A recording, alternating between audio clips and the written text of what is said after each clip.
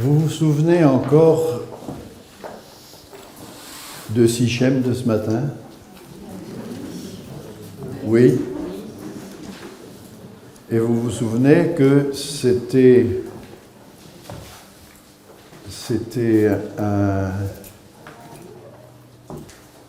un encadrement des plus vieux codes, même des codes archaïques, des codes apodictiques.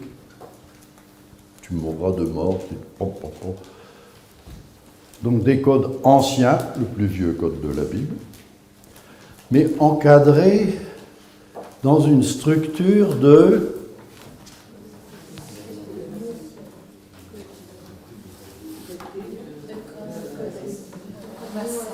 code néo-assyrien, tel qu'il devait se trouver à la cour de Manassé et bien sûr après lui à la cour de Josias. Vous vous souvenez aussi que Josias avait transformé ses codes de vassalité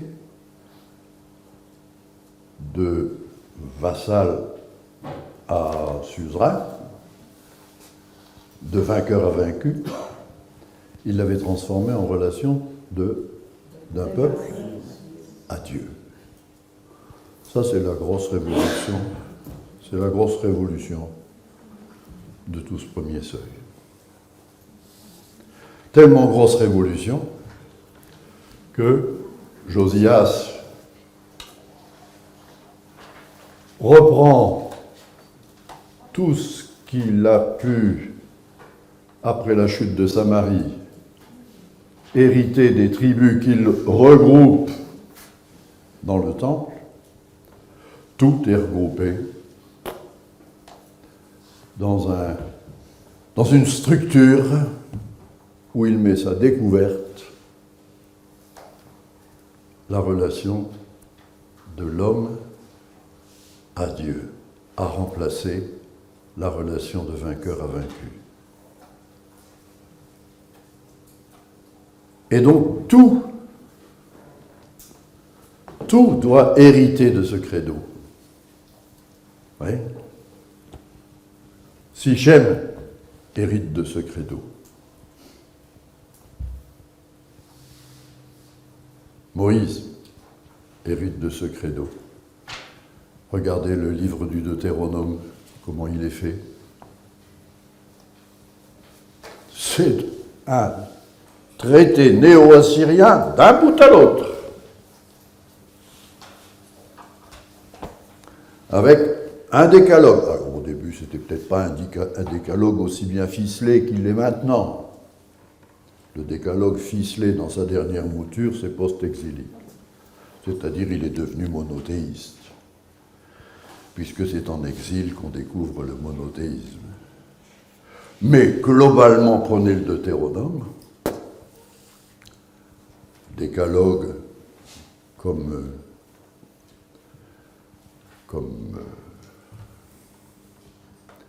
tu m'aimeras et je t'aimerai, stipulation générale. Et puis ensuite le code, alors là le code, il s'étend sur des chapitres. Et puis ensuite, 16, 17, bénédiction, malédiction, voilà, rituel, final. Autrement dit, Josias a mis sa réforme, même si on a vu ce matin, il a remplacé son cœur il a remplacé le cœur du vieux code de Sichem a été remplacé par le cœur de son code à lui. Bon, ben ça c'est de bonne guerre. Hein. Regardez maintenant si Moïse, lui aussi, a été relu à travers ces codes néo-assyriens. La création du monde.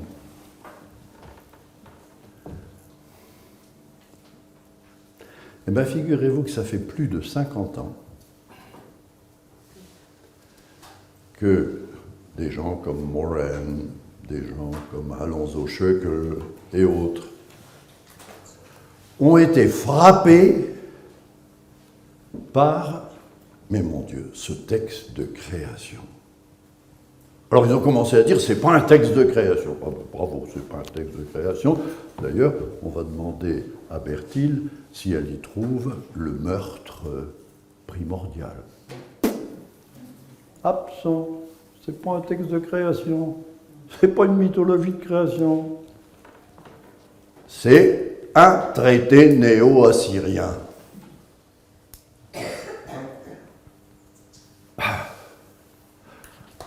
À couleur de création.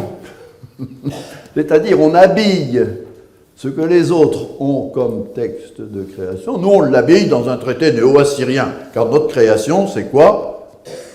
Notre création, c'est ce qu'on a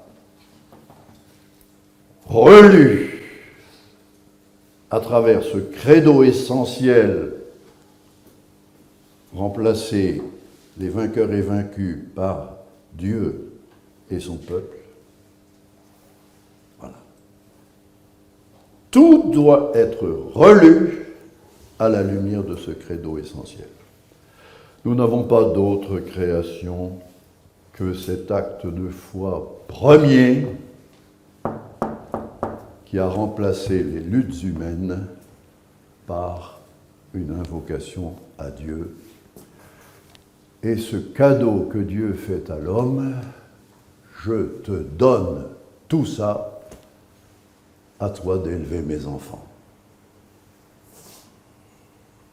C'est super. C'est super. Alors, vous allez me dire quand même, ça voudrait dire que on ne peut lire Genèse 2.3 que dans la théologie de Josias.